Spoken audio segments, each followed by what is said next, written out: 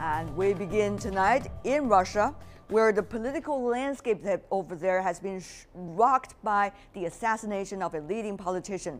Former Deputy Prime Minister Boris Nemtsov was shot dead near the Kremlin in Moscow on Friday. Nemtsov was to lead a major opposition rally the day after he was killed. At this stage, it's unclear who put the trigger or why, but there's little doubt that it's sparked a heated debate and tension within Moscow's political elite. Marching in memory. Tens of thousands of Russians marched through central Moscow yesterday in memory of Boris Nemtsov, who died after being shot in the back and head early Friday. The rally ended on a bridge over the Moskva River, where the opposition leader was murdered. He devoted his whole life to a political career. He was a very nice guy, very optimistic. At the beginning, I didn't agree with all his political views, but later on, some of his opinions convinced me that he was a good guy. The 55-year-old was a former first deputy prime minister under Boris Yeltsin. This, his last interview recorded just 3 hours before his death. We need political reform in the country. When all the power is concentrated in the hands of one person, and when that person rules eternally, all of it will end with absolute catastrophe. A vocal critic of Vladimir Putin, Nemtsov opposed the alleged involvement of Russian troops and arms in the conflict in eastern Ukraine, where the death toll today reached 6,000. Boris dedicated his whole life to making Russia a democratic state. He was exposing criminals and wasn't afraid to speak about it. That's why they hated him and dared to kill him. It's not known who was behind the killing, but Russian authorities have offered a reward of $50,000 for information leading to an arrest. Some politicians and commentators inside Russia say the shooting could energize an anti-government backlash, but others say any movement would likely dissipate into a climate of fear. Then there's the impact on relations outside Russia, particularly with the West. We hope there will be a thorough, transparent, real investigation, not just of who actually fired the shots, but who, if anyone, may have ordered or instructed this or been behind this. An editorial in a Chinese state-run newspaper said the situation will put pressure on the Kremlin in dealing with thorny issues.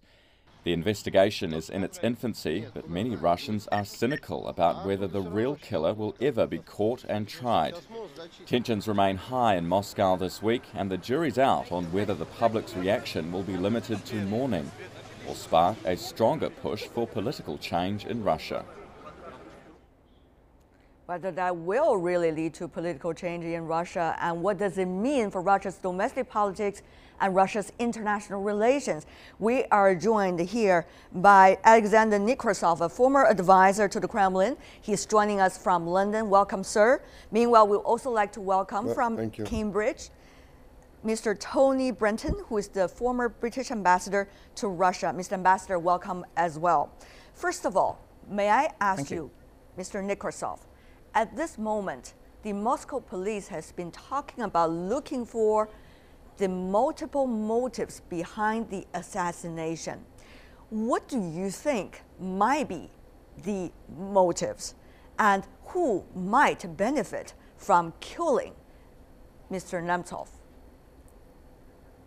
Well, first of all, it's very difficult to say now what happened, because the criminal investigation has just started, and I think they need time to find out what happened. But unfortunately, what we see happening is that some countries and some opposition leaders are trying to politicize this tragic event, basically. And we have seen foreign ambassadors, Western ambassadors, very publicly visit the place where Nemtsov was shot. And this automatically politicizes the whole thing. You have just shown a clip of John Kerry demanding an investigation. Why should he be demanding anything? And how is it any of America's business what has happened? It's a tragic event, yes. It's a killing of a relatively known, by the way, not a leading opposition figure. And of course it's an outrage that it happened. But let's leave it to the police to investigate and tell us what actually happened, who did it, and who was behind it. All right. And let's stop politicizing it. Ambassador Brenton, Are some of the countries, Yes. as Mr. Nekrasov just pointed out, or at least some political leaders outside Russia, been meddling with Russia's internal politics by demanding Russian police to find what's behind it, which the latter is claimed to be doing anyway? Well, I disagree with Mr. Nekrasov in the sense that the killing of Boris Nemtsov is evidently a political event with quite wide international repercussions. Whatever Mr. Nekrasov may say, Mr. Nemtsov was a very well-known, and I have to say a friend of mine as well, was a very well-known opposition leader, a leading organizer in particular of the big demonstrations in 2011 and 2012. And there have to be suspicions about the background to his death. I'm inclined to think it wasn't the Kremlin directly, but at the moment the atmosphere in Russia is one of intense patriotism, intense nationalism, where people who are against what's going on in Ukraine are called traitors. And I think that atmosphere had a great deal to do with the killing of a leading opposition figure. And it is unsurprising, therefore, that countries outside of Russia are very interested to see Russia take effective action to identify who killed Mr. Nemtsov. Mr. Ambassador, one of the things that some of the Russians have been talking about is that why would people from outside the country, without much concrete evidence, at least for now, only the fact that Mr. Nemtsov was actually, as an opposition leader, was murdered, only with that jump into conclusion of what you just said? And also, why do you claim there is a rise of nationalism inside Russia, while some of the Russians are looking at it as patriotism against what the West have been inflicting on the country? I want your response, and then we have another question for Mr. Nekrasov. Okay, well, the answer to the first question is that there has been quite a long list over the years in Russia of unexplained, politically linked deaths. Suspicions obviously linked to that.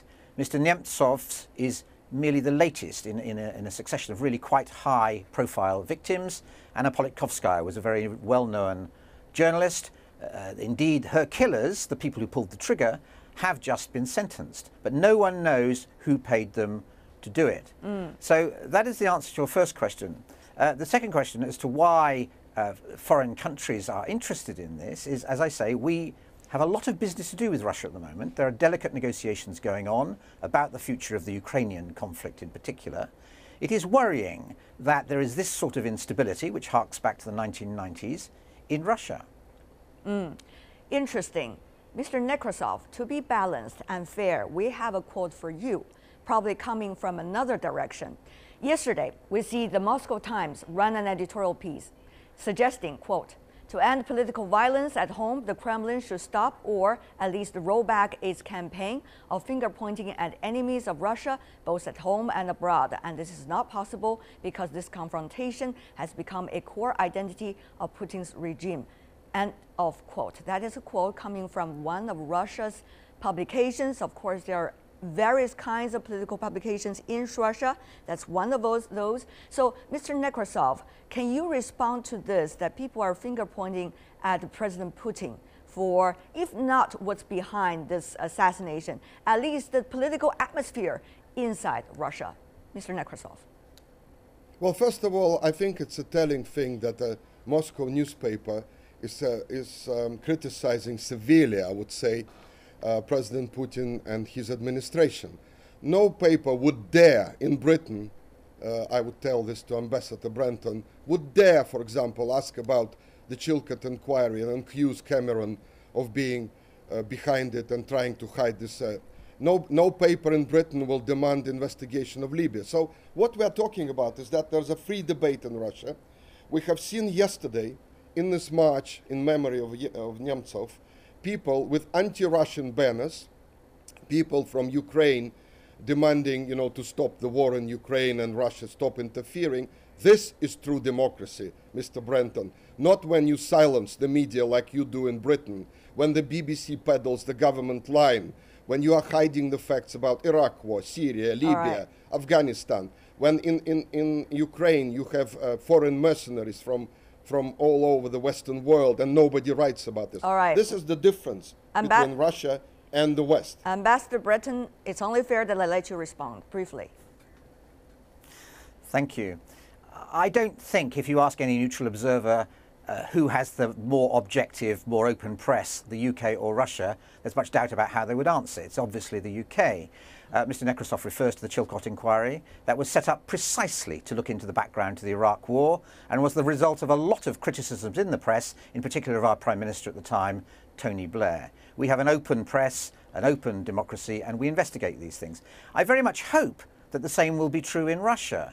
And I must say that President Putin, it seems to me, has responded appropriately to the death of Mr. Nemtsov. He spoke to Mr. Nemtsov's mother. He has launched an investigation. And I think he has every interest in that investigation succeeding in finding the people who killed Mr. Nemtsov, not least because if it fails, then suspicions will continue that the Kremlin itself had a hand in it. All right, Mr. Nekrasov, how important is this for Mr. Putin to clarify it up before more political oppositions and pressure are putting on him, both at home and from international community, or at least the West? Well, first, you know what I find quite remarkable is that we have heard, after the death of Boris Nemtsov, we have heard an aggressive statements coming from all over the place, not just from outside, from abroad, but from within the Russian opposition. Now, let me ask you this question.